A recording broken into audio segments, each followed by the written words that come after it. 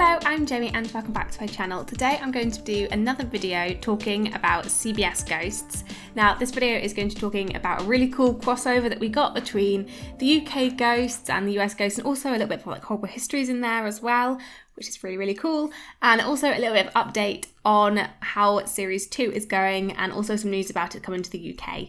So yeah, it's going to contain a little bit of everything. Today I'm going to start with the really cool one, which is the fact that, yeah, there's been a crossover. There will be like minor spoilers for this, but nothing that will impact your enjoyment of this episode. So this episode revolves around a documentary crew of a show called Dumb Deaths coming to their house and asking to film an episode on their land because they heard about some dumb deaths that were going on. So right away, that is a link to Horrible Histories and the Stupid Deaths segment that they have on there, which is one of the most iconic segments of Horrible Histories. And yeah, from the 6 main writers and creators of Ghosts, just fantastic. I loved that link. It was so funny. And then the amazing Matt Bainton, who plays Thomas in Ghosts, is the actor who's playing Pete, who is the stupid death or the dumb death in that. Which, yeah, I loved this episode as a concept and I think it played out really well. So this episode doesn't actually start with Pete's death being the one that they're pitching. It's a different ghost, and her death is very dumb, the dumbest out of all the deaths, I would say. But in fact, they pivot and actually decide to do it on Pete's death. And if you don't know, Pete is the American version of Pat. So yeah, it's about his death, and he is, like Pat, was a scout leader, but was killed by an arrow shot by a girl because he ran like a Girl Scouts. And yeah, so it was like, oh, he's a grown man, he was shot in the neck by a group of girls. So that's the kind of angle that they go with, and I think Matt does a great job playing Pete and also playing his like weird character as well. Matt's character is this really eccentric and very over-enthusiastic actor who is involved in this very small like budget production, and he is very much a diva and goes way too far with the acting, since it's a really small role that, you know, isn't that important, but he believes it's going to be his big break, so he's going to put all the effort in, which I think was a very fun character to have. It was very like outlandish character, which I really liked, and yeah, I thought he was very funny. Matt's character really wants to get into the headspace of Pete, so he's coming up with all the ideas of like how could he be put into that situation where he's an established troop leader and he gets shot in the neck. Yeah, so he delves into all these things, like was he an alcoholic? Was he drunk while he was doing that?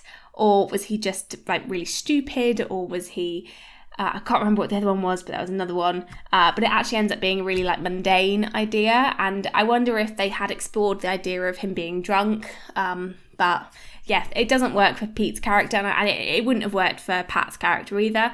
But yeah, it was interesting seeing Matt's character coming up with all these ideas for Pete's character, who obviously helped develop the original character anyway, so there's lots of different layers to it, and as a viewer who has watched both, I found it very funny. I liked seeing Matt kind of come up with all these wild ideas about why, like how that situation may have arisen. And as I said, with Matt's character being very much into it and wanting to show how amazing he is, he like very weirdly keeps offering to like wet himself when he dies, and in the lane that he also soils himself at the end, which is just weird. But yeah, it was very funny. I think his outlandish character really fit with the show. Like, it is a very much exaggerated character, but I feel like it fits very well into the American Ghosts. I think, yeah, it works very well on loads of different layers, and is kind of the type of actor you'd expect, but obviously very exaggerated. Someone who's very into it, like feels this is their break and wants to do everything they can and get his big break. So I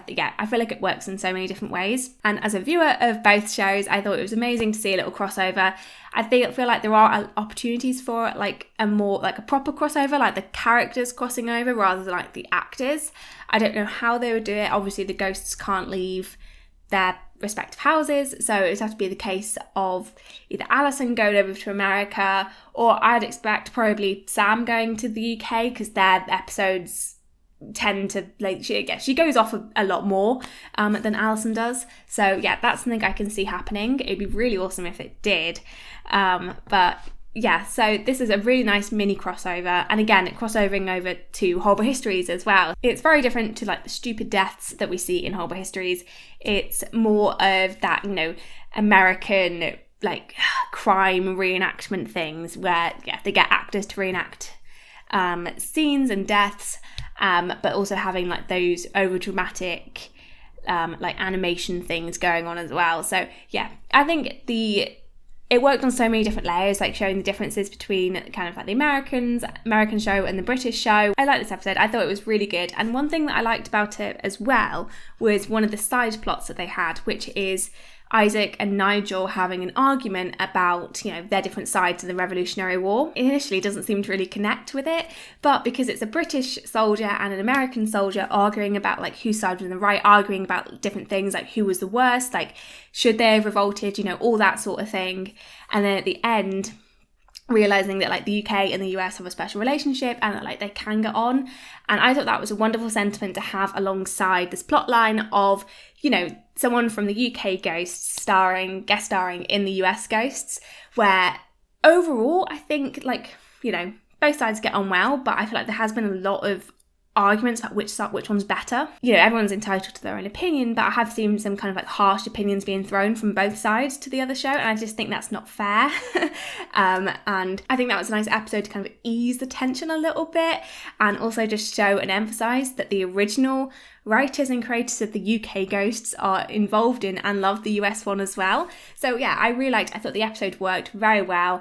As somebody who has watched, obviously is very into the UK Ghosts, it was a wonderful episode to watch. I'm not sure, and it's a fun episode for people who don't know anything about the original show or anything about, you know, the Six Idiots or anything like that have just watched the US Ghosts. It would still be a very, very fun episode anyway. But yeah, it's extra fun for those of us who love both shows. I think this episode has aired at a very important time as well. It's probably very purposeful, like the arrangement between this, but it's come out a couple weeks before the US Ghosts is going to air in the UK. So on the 20th of November, the box set is going to be available on BBC iPlayer to watch.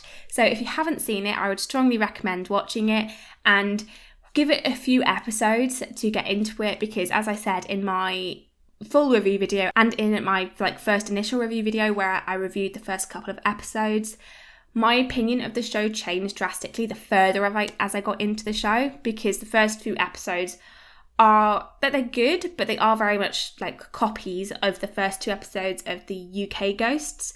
So as someone who doesn't like having the same thing and like two different things playing it, I wasn't a massive fan to start off with, but it really, really finds its own. It's a really good show as its own thing. I think it's so like far like different from the UK one now, and it's really, really fun, and I strongly recommend watching it, but give it a fair chance. And as I said, this episode airing now is very, very smart, because it gives all of the like UK like press and everything a chance to talk about the crossover that happens, and also sharing the news that if people in the UK don't know about the CBS Ghosts, being like, look, he stars in the American Ghosts. Now it's coming to the BBC iPlayer in like 2 weeks. So yeah, it's very smart. I really enjoyed it. So I also wanted to chat about how I'm finding series 2 so far. So I think we're about 8 episodes into series 2 of the US version. And yeah, I'm really enjoying it. I think, as I said in my review of the full first episode, I really like how the show is exploring like the lore of the ghosts a lot more than the UK one does. So in this one, in series 1, we've had things like a ghost going to hell, a ghost that only appears like once a year, and we've got in this one, they are able to summon a ghost, and then you've got ghosts like father and son ghosts reuniting, which is really fun. You've got rooms that ghosts can't interact with, like the special like material on the walls. So there's so many different plot lines that they've got here. So yeah, it's really interesting to see how like both shows explore like the lore and the rules of being a ghost in like quite different ways as well. So I really enjoyed that. We also see the show exploring some of the backstories a bit more. They did quite a lot of this in the first series, but they have been able to do this a lot in the second series as well so far, exploring their lives and, you know, not just their deaths, but their lives as well, which is really, really cool. I really like that. And they do it in interesting ways as well. It's not just like an obvious like flashback. They do have flashbacks, which are really cool as well, but they do it in a different way and link it to things that are they're quite fun. I'm trying to spoil it, but I really like seeing the backstories. The ghosts themselves are really interesting. They obviously, as America has like a shorter amount of like recorded history, it's like the ghosts are kind of like contained to like 18th, 19th, 20th century. So they've only got like 3 centuries to work with, whereas in the UK you've got them going like hundreds and hundreds of years apart, obviously with the exception of the Viking and the Native American in the US version. So yeah, they do a good job of making each ghost like distinct from each other, even if they're like necessarily like only 50 years apart. Yeah, or like even less than that, like 20 years apart for some of them, but they're also distinct and they have their own like niche little bit of history and experience that they're able to explore in the afterlife and also bring it in to how they act in the ghost life. So yeah, they do a really good job of that. I really enjoy it. I really like the ghosts. This might, I don't know how to phrase this, but I feel like the US one is more like focused on the ghosts. Like I feel like a lot of the time Sam and Jay, while I really like their characters, they don't have as much, like the stories aren't really driven by them as much. I feel like in the UK version, Alison drives a lot of the plot and a lot of the story and what they're doing. It's all revolves around, you know, them doing like renting out the guest house in series 4, you know, and then the ghosts kind of all do their stuff around that major plot line. Whereas in the US one, I definitely feel like the ghosts drive the story a bit more, which is different. It still works very well as a show, but yeah, just an interesting difference. Series 2 of CBS Ghosts starts with them opening the B&B, and it's quite interesting that we're at series 4 in the UK version, and they just opened their guest house then. So it's interesting how quickly they've caught up to where the UK one is, and obviously the US one has a lot more episodes per series because, yeah, British sitcoms don't go past 6 episodes, it seems. But yeah, so that's cool. And I like how the American version is a lot more like of your typical sitcom in a way that it has like a Christmas episode, a Halloween episode. So I like that, it you know, how it flows with, you know, real life time. So at Halloween, you can watch a Halloween themed episode. So I really like that. I've always liked it when sitcoms do that. So yeah, I really enjoy all of that part of it. Yeah, series 2 I'm really liking so far. As I said, it's very different from the UK version. So yeah, it fits what I like in American sitcom. So yeah, I'm very much enjoying it. Obviously, my favourite episode this series so far is the Dumb Deaths one. I think it was a great way to merge both shows together and like the UK creators and the American creators together. It was very fun. It was a very interesting way of doing it rather than just your typical crossover, even though I would love to see a more typical crossover. But yeah, this was really fun and just emphasises how much like support the US one has from like the UK creators. That's always really nice to see. And yeah, I like it that they love the show too, so that's really awesome. So yeah, I think that's everything I wanted to talk about. Thank you so much for watching. If you like this video, then please give it a like and comment down below your thoughts on CBS Ghosts and your thoughts on the Dumb Deaths episode if you've watched it. Yeah, thank you for watching. Bye.